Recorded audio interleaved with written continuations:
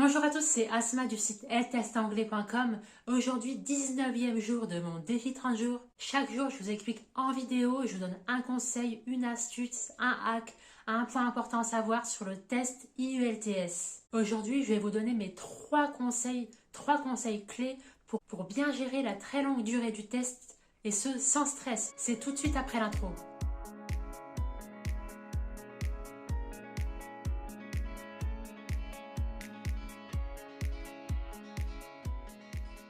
D'ailleurs, si vous allez passer l'IELTS très prochainement, n'hésitez pas à récupérer ma formation gratuite. Ce sont tous mes e-books que je mets à disposition sous forme de kit de démarrage progressif et je vous explique tout ce que vous devez savoir sur le test IELTS. Je vous laisse découvrir tout ça gratuitement. Alors, on rentre dans le vif du sujet. La durée du test IELTS, c'est 2h45, près de 3 heures.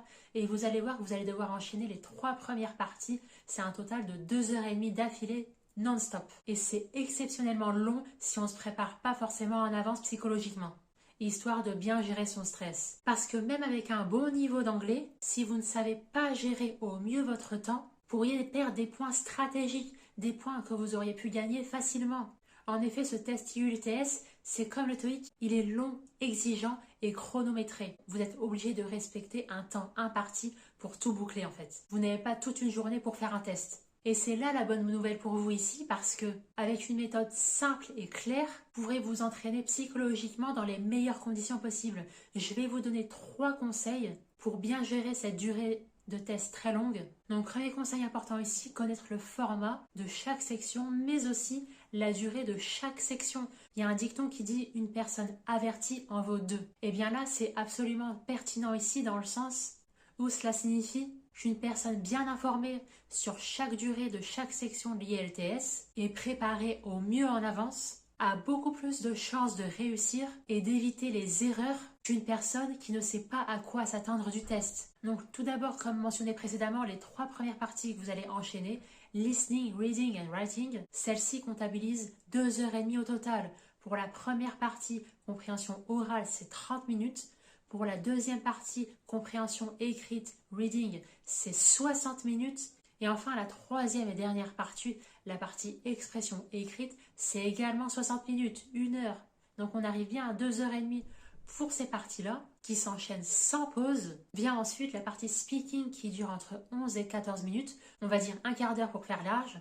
Donc mon conseil en or ici, avant le jour J, abusez des tests d'entraînement dans les conditions réelles de l'examen. Et donc pas juste des exercices séparés. Veillez à au moins faire le maximum d'épreuves à la chaîne, sans pause, sans interruption, parce que ce sera vraiment le seul moyen de vous habituer à ce rythme, de travailler votre muscle de la concentration. Ça aussi, ça joue beaucoup. Donc c'est important ici de travailler cet axe-là de continuité. Je vais revenir d'ailleurs dans le 3e conseil, comment décomposer chaque partie en termes de temps. Mais d'abord, mon 2e conseil, je vais rebondir sur ce premier conseil, c'est d'apprendre à gérer votre énergie et votre concentration durant l'épreuve. Parce que vous l'aurez compris, dans un test d'anglais comme l'IELTS, le piège, c'est pas seulement la grammaire, c'est pas seulement le vocabulaire, c'est aussi la résistance mentale. On le trouve dans tous les tests d'anglais officiels. Donc là, ici, je vous recommande vivement d'avoir une hygiène de vie la plus irréprochable possible.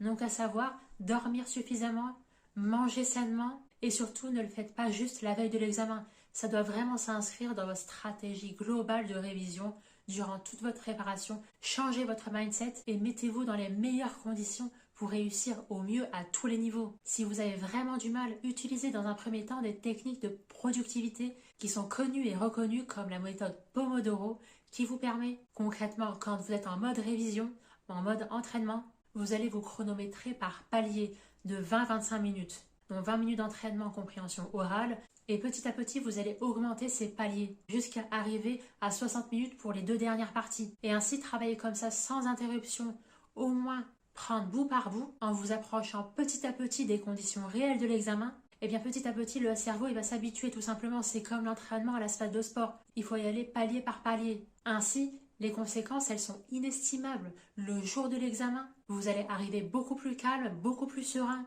beaucoup plus préparé psychologiquement et vous tiendrez jusqu'au bout avec le moins de perte d'attention possible. Alors maintenant, de conseil numéro 3 ici, je vais revenir à ce que je disais en conseil 1, c'est que vous allez gérer chaque minute le plus intelligemment possible. Comme expliqué, chaque partie a son propre rythme, sa propre durée. Donc c'est important d'agir en connaissance de cause. D'abord pour la partie listening, concrètement vous allez repérer à chaque fois les mots-clés les plus pertinents parce que je vous rappelle ici que l'écoute c'est une seule fois. Vous n'entendez qu'une seule fois l'enregistrement audio.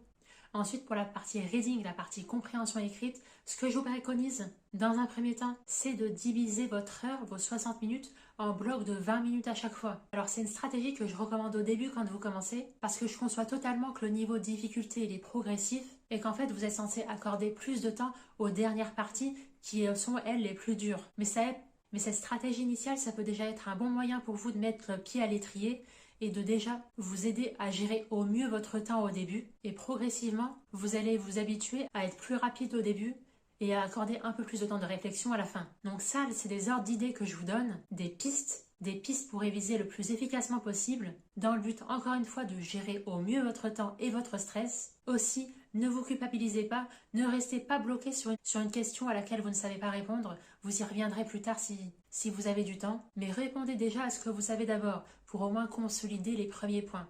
Ne compromettez surtout pas ce temps au détriment de la partie suivante, la partie expression écrite, la partie writing. D'ailleurs là c'est une partie un peu plus concrète parce que vous n'avez que 2 tâches à réaliser, 2 travaux d'écriture. Ce que je vous recommande grosso modo c'est d'accorder une vingtaine de minutes pour le premier travail et 40 minutes environ pour le deuxième parce que le deuxième travail d'écriture c'est 100 mots de plus que vous devez rajouter. Par ailleurs, dans la mesure du possible, essayez de garder 2-3 minutes à la fin pour la relecture, histoire de corriger vos fautes simples. Parce que la grammaire et l'orthographe, c'est ultra important ici. C'est un critère à part entière de notation. Donc là, le secret, c'est vraiment de respecter votre plan de temps comme un rythme de course. Vous ne pouvez pas courir à un marathon en sprintant du début à la fin. Et bien l'IELTS, c'est exactement pareil. J'allais dire, c'est même un peu plus corsé à ce niveau-là que le TOEIC parce que vous devez enchaîner 3 parties. Et c'est vraiment la difficulté à part entière ici. Donc en résumé, la durée du test global, 2h45. Les 3 premières parties, 2h30 d'affilée sans pause. Apprenez à bien gérer votre temps à l'intérieur des 3 premières parties que vous passez. Pour ce qui est de la partie speaking, c'est un peu moins concret parce que là, vous êtes face à un examinateur. Cette partie-là est divisée en 3 parties. Et en fait, là, la gestion du temps, elle est, j'allais dire, un peu plus cadrée parce que vous avez l'examinateur devant vous qui va en fait vous arrêter quand le temps imparti est dépassé. Vous savez combien de temps vous devez vous préparer. Donc là, speaking ici, j'allais dire un peu moins corsé que les 3 premières parties. Je rentre pas forcément dans le détail ici. Si vous voulez en savoir plus, n'hésitez pas à récupérer mes 4 e-books sur 4 jours où je vous donne vraiment toutes les cartes en main pour optimiser et préparer au mieux ce test IELTS. Voilà, j'espère sincèrement que cette vidéo vous aura été utile. N'hésitez pas à me dire vos difficultés en anglais et par rapport à ce test IELTS. Et je vous répondrai en vous donnant un conseil concret pour vous aider à surmonter votre obstacle. Demain, on arrive déjà au 20e jour de ce défi 30 jours. N'hésitez pas à me lâcher un like pour m'encourager parce que vraiment, ça me fait très plaisir. On est déjà plus de 2000 sur cette chaîne. Ça me fait vraiment très plaisir et on se retrouve demain.